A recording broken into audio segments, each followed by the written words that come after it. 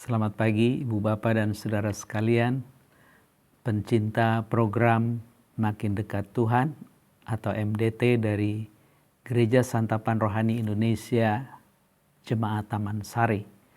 Kita akan memasuki acara berikutnya dan sebelumnya mari kita berdoa.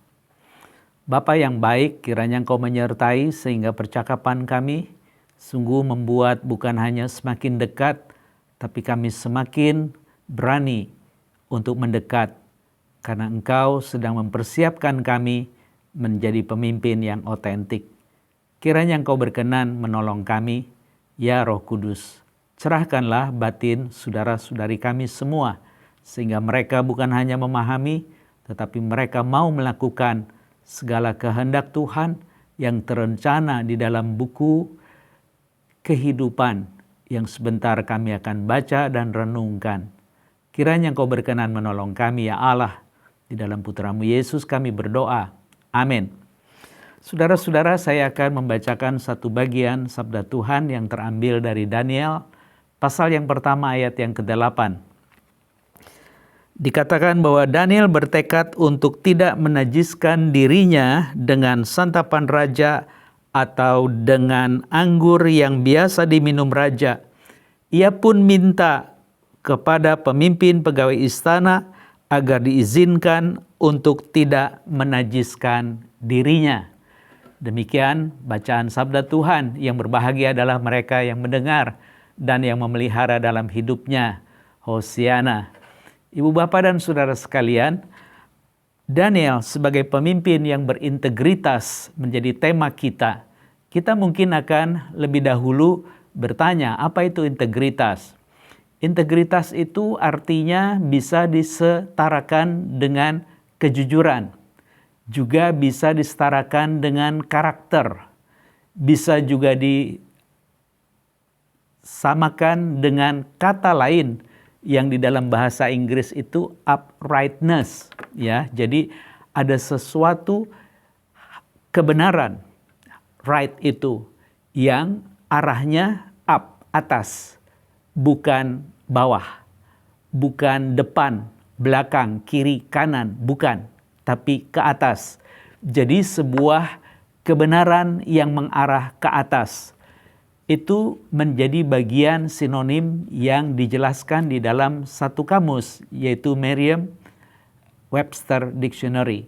Nah, Ibu Bapak, ketika kita melihat saja di dalam penjelasan ini, kita menjadi tahu bahwa orang yang berintegritas itu adalah orang yang punya karakter, orang yang punya kejujuran, orang yang punya kebenaran yang kiblatnya ke atas, bukan kiri kanan, depan belakang, atau apalagi bawah. Yang mau mengatakan dia tidak pernah kompromi dengan siapapun untuk menegakkan otoritasnya, kebenarannya yang membuat dia berintegritas. Satu kali ada satu pikiran yang diberikan oleh seorang penulis, akademisi Amerika lebih tepatnya, namanya Cassandra Brenner Brown. Dia bilang begini, integritas adalah memilih keberanian daripada kenyamanan. Memilih apa yang benar daripada apa yang menyenangkan, apalagi diraih dengan cepat dan mudah. Dan memilih untuk mengamalkan nilai-nilai kita daripada sekedar mengakuinya. Apa yang mau dikatakan oleh sang akademisi yang cerdas ini? Dia menggarisbawahi bahwa kalau Anda nyaman, Anda tidak punya konsekuensi apapun kecuali nikmat. Tapi kalau Anda memilih berani, konsekuensinya banyak. Paling tidak punya musuh. Paling tidak sering mendapatkan ancaman, tekanan, dan seterusnya. Itu hal yang perlu kita garis bawahi. Dan dikatakan juga memilih apa yang benar. Yang tadi saya bilang uprightness itu sebagai sinonim dari integritas. Daripada apa yang kita sedang siapkan sebagai pemimpin untuk bisa menyenangkan lebih-lebih diri sendiri, kalau juga boleh mengajak orang lain, apalagi didapatnya dengan cepat dan mudah. Siapa yang tidak mau mengikut Anda? Siapa yang tidak mau mengikut saya kalau saya bisa memberi proposal kepemimpinan yang sedemikian? Tahukah Anda bahwa Daniel di dalam bacaan tadi latar belakangnya sederhana. Dia adalah anak muda dari keturunan raja dan juga orang-orang yang disebut hari ini adalah orang kaya.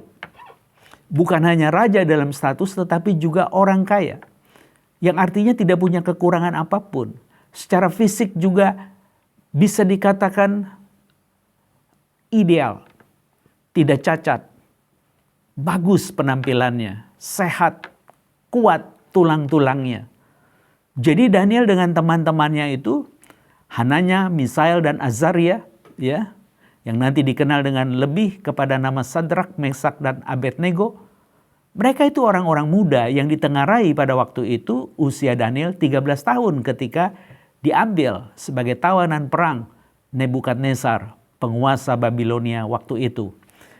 Ceritanya bahwa anak-anak muda ini akan dipersiapkan untuk menjadi pemimpin di kerajaan Babilonia, di mana Nebukadnezar adalah raja besarnya di sana. Sudah barang tentu mereka akan dilatih 3 tahun. Kerennya adalah Royal Babylonian School, yaitu sekolah kerajaan Babilonia. Jadi yang lulus dari sana itu orang-orang yang luar biasa, selain pilihan, cerdas, tangkas, dan memang menyenangkan. Nah, ketika mereka coba untuk dirusak identitasnya, maka dimulailah dengan mengganti nama Daniel dengan Belteshazzar. Lalu juga Misael, Hananya, dan Azaria diganti namanya dengan Sadrak, Mesak, dan Abednego. Itu semua adalah bagian-bagian yang mengingatkan kita bahwa pribadimu bisa dirusak oleh dunia. Tetapi ketika Daniel dengan tenang, dengan hikmat Tuhan, bahwa ada yang bisa dia lawan, yaitu bahwa hidupnya yang terwakili dengan tubuh yang masih hadir, muda belia, coba dirusak, dia tidak mengizinkannya.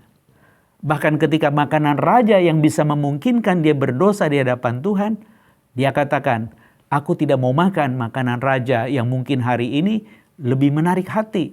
Seperti mungkin di situ ada, katakan saja daging panggang. Ya, pokoknya semua yang menyenangkan. Daniel lebih memilih makan sayur dan minum air putih saja. Lalu singkatnya, ketika diuji 10 hari kemudian, maka pengelola makanan kerajaan membuktikan Daniel dengan sahabatnya lebih sehat dari orang-orang lain yang sedang dilatih juga. Pada gilirannya kita menjadi tahu bahwa Daniel memilih nilai-nilai yang menyenangkan Tuhan daripada dirinya, seperti Cassandra Brené Brown ini, yang mengingatkan kepada kita lebih memilih keberanian ketimbang kenyamanan, dan memilih apa yang bernilai benar daripada apa yang menyenangkan, cepat, dan mudah didapat. Dan pada gilirannya memilih untuk mengamalkan nilai-nilai kebenaran itu daripada sekedar mengakuinya. Saudara-saudara, ketika kita sudah sampai di titik bagian ini, lalu apa kaitnya Daniel sebagai pemimpin yang berintegritas? Mulailah ujiannya terjadi. Dia mendengar bahwa Raja Nebukadnezar bermimpi dan bingung. Apa maksud dari mimpi itu? Dan dia memberikan sebuah ancaman. Kalau kalian tidak bisa memberi jawab, kalian semua para cerdik, cendekia, orang-orang berhikmat harus mati di seluruh kerajaan Babilonia. Sudah barang tentu ini akan berimbas kepada Daniel dan sahabat-sahabatnya. Dan Daniel tidak memikirkan dirinya, tapi memikirkan bahwa dia hadir sebagai orang tawanan di negeri lain, itu untuk mewakili bahwa Tuhan itu hakim yang adil. Karena arti nama Daniel adalah Tuhan adalah Allah yang menjadi hakimku. Jadi kalau memang Allah adalah hakim, pasti urusannya dengan hukum. Dan kalau ada nama hukum, orang boleh menjalankannya dengan hikmat. Karena hikmat itu hokmah, ya, hukum, hakam, hakim, Itu semua menjadi bagian dari 3 suku kata HKM itu. Nah, ketika engkau dan saya boleh memikirkan apa yang menjadi catatan di kitab suci ini, Daniel tidak pernah mundur, tidak pernah bersungut. Ketika dia tahu bahwa dia akan menjadi pemimpin dari umat Tuhan yang mewakili bahwa Tuhan adalah hakim yang adil, maka dia tidak meminta dirinya diperbaiki dulu, dipulihkan dulu, dijadikan orang yang bukan tawanan musuh, kembali ke negeri leluhur. Tidak. Dia tetap berkarya di tempat yang tertindas itu. Dan singkat cerita, Nebukadnezar kagum dengan kecerdasan Daniel dan sahabat-sahabat. Lalu mereka mendapatkan sebuah kewenangan untuk mengelola bagian daripada seluruh koloni Babilonia. Bisa dikatakan hari ini Daniel itu adalah Perdana Menteri di satu negara. Berarti dia menjadi, kalau di bagian kita itu adalah Vice President. Karena ketuanya, rajanya, misalnya di sini adalah Bapak Prabowo, maka pada waktu itu Nebukadnezar sebagai rajanya, maka wakilnya adalah Daniel. Kebayang gak sih? Ada orang asing, tawanan, mendapat kedudukan besar, sementara bumi putranya tidak mendapat apa-apa. Apakah ini pilih kasih? Saya kira bukan. Karena memang mereka tidak punya integritas yang tadi saya katakan disamakan dengan karakter, dengan kejujuran, dengan sebuah kebenaran yang mengarah ke atas itu, uprightness itu. Mereka tidak punya, Daniel punya. Tapi kenapa mereka iri? Kenapa mereka marah? Kenapa mereka sakit hati? Jangan-jangan itu untuk kita koreksi juga. Kita tidak produktif di gereja. Kita cari salah orang lain. Kita cari orang-orang yang memang ditunjuk. Lemahlah, tidak terorganisirlah, jeleklah karakternya dan seterusnya.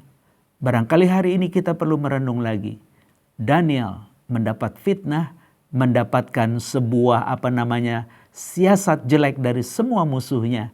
Dia selalu menang. Tahukah Anda, bukan hanya sahabatnya dimasukkan dapur api karena mereka disuruh menyembah berhala. Daniel pun sama, supaya gaya hidup yang selalu berdoa dengan kiblat Yerusalem 3 kali sehari. Pada hari itu dia tertangkap tangan bahwa dia tidak menyembah dewa yang dibuat dengan tanda tangan Darius pada waktu itu.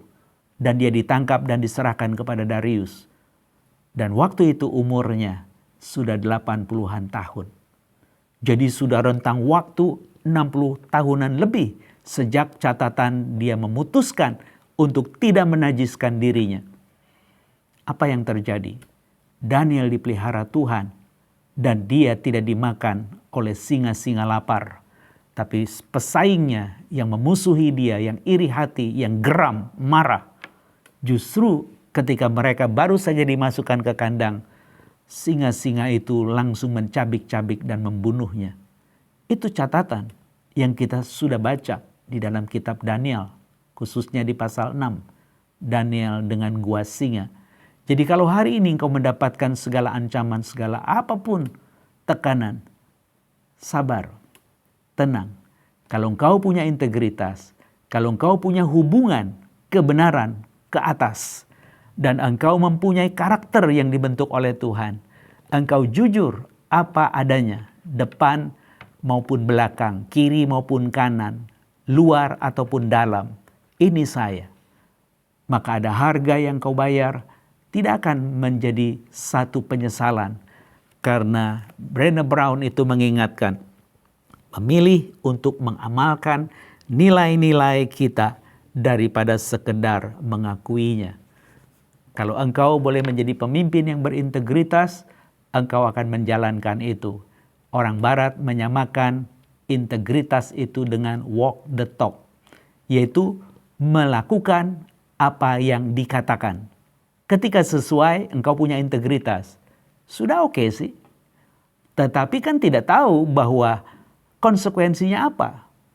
Banyak orang yang mengatakan apa yang dia banyak orang melakukan apa yang dia katakan dan teruji. Orang senang, tapi mungkin motifnya kurang baik. Nanti waktu akan membuktikannya.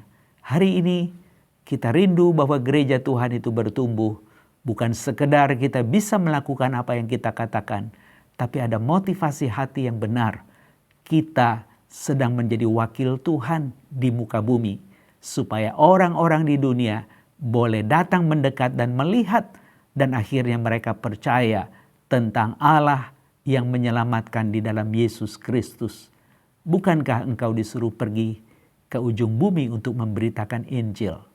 Mari kita mulai dengan sebuah nilai integritas yang ada di dalamnya.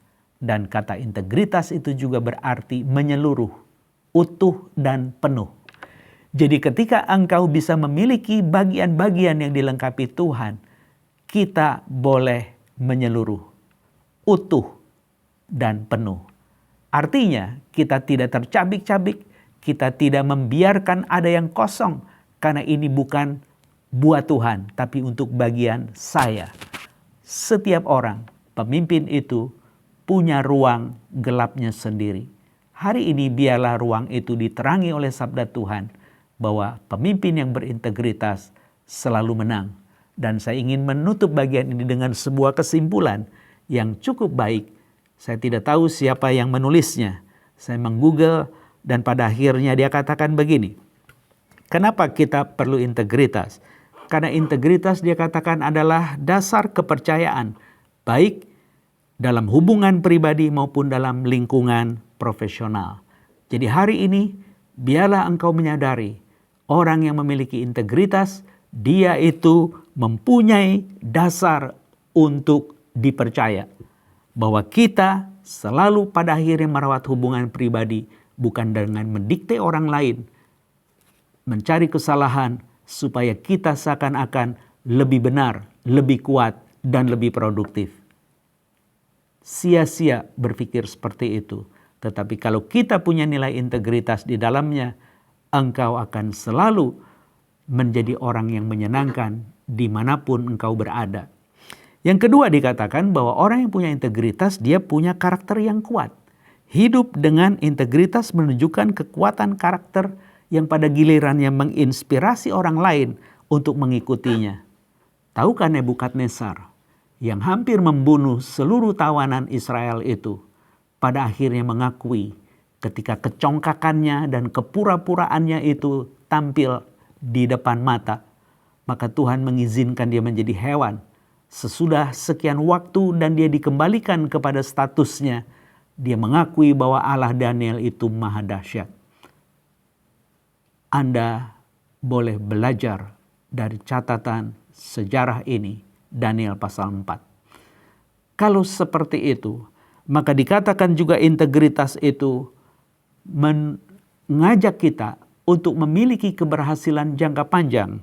Dikatakan di sana meskipun keuntungan jangka pendek mungkin menggoda kita, sehingga kita sering menabrak semua aturan demi keuntungan. Tapi dikatakan integritas sangat penting untuk keberhasilan jangka panjang dan memiliki reputasi yang positif.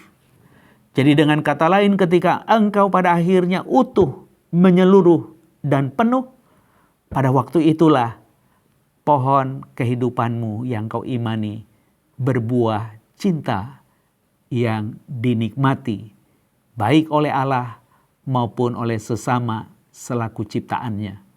Itu menjadi sangat menyenangkan. Dan pada akhirnya dikatakan bahwa hidup dengan integritas itu mendatangkan kepuasan pribadi. Kenapa? Karena hidup dengan otentik, yaitu seperti diri saya adanya. Dan berintegritas dapat menuntun pada rasa damai dan kepuasan. Beberapa hari belakangan saya mendengarkan video-video dari orang-orang penting di negeri ini yang disingkirkan oleh penguasa karena hidup yang sederhana dan berintegritas. Barangkali engkau tahu Jenderal Hugeng. Engkau tahu ada jenderal yang lainnya dari ketentaraan. Mungkin saya tidak akan sebut namanya, tapi engkau bisa cari itu banyak sekali. Mereka disingkirkan karena mereka mengatakan nilai yang benar. Dan mereka bukan tidak mau menikmati yang namanya kenyamanan, tapi mereka ingin kenyamanan sebagai buah kebenaran yang mereka dapat meskipun susah. Mereka lebih suka itu ketimbang mereka mendapatkan titipan-titipan sebagai orang yang boleh mengabaikan segala pelanggaran-pelanggaran hukum. Di negeri ini banyak kelompok orang seperti itu. Bahkan seakan-akan menjadi orang yang membela rakyat, padahal membela perutnya sendiri. Teriak-teriak sana-sini untuk mengacaukan negeri.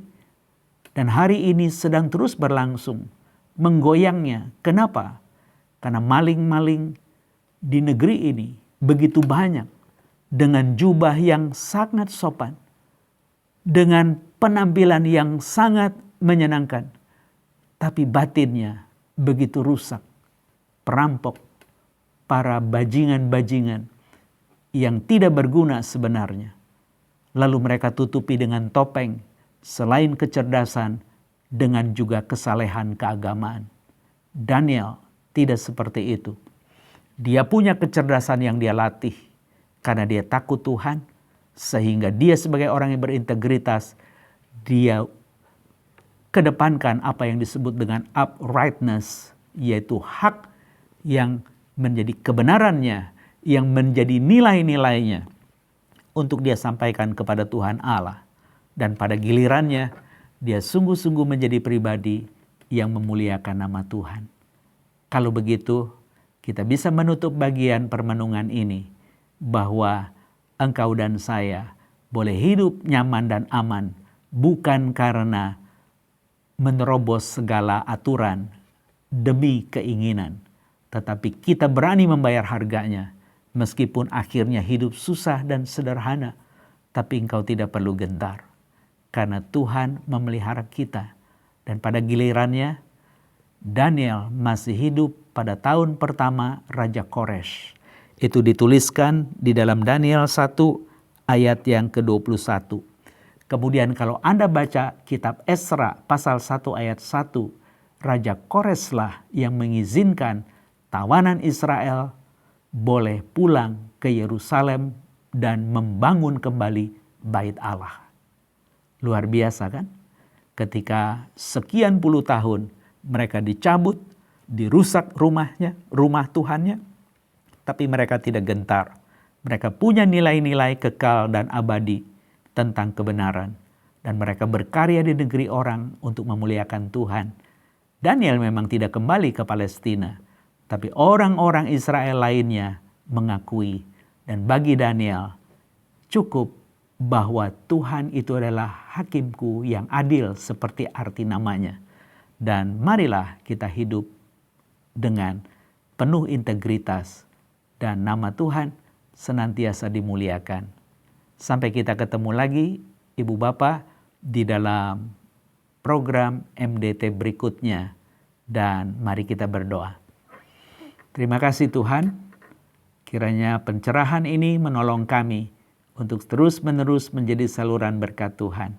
Kiranya karya-Mu yang nyata membentuk kami, sehingga integritas yang punya makna karakter, yang punya makna kejujuran, yang punya makna kebenaran yang mengarah kepadamu, boleh kami miliki. Dan pada gilirannya, kami sungguh-sungguh menjadi orang yang memiliki karakter yang kuat, yang mempunyai fondasi yang benar untuk berelasi satu dengan yang lain. Dan pada waktunya kami boleh menikmati buah-buah kebenaran itu karena Engkau mengizinkan, bukan hanya di dalam suasana senang, di dalam susah pun kami dibentuk sehingga karakter seperti Kristus ada pada diri kami. Dan melalui apa yang kami katakan dan lakukan, nama-Mu dipermuliakan. Berkati saudara-saudara kami di tengah jemaat GSRI Taman Sari maupun yang ada di pos Duta Bandara.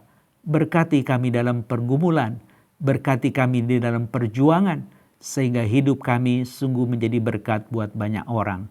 Kiranya Engkau berkenan mendengar seru doa kami yang kami panjatkan di dalam satu nama Tuhan kami Yesus Kristus. Amin. Sampai ketemu.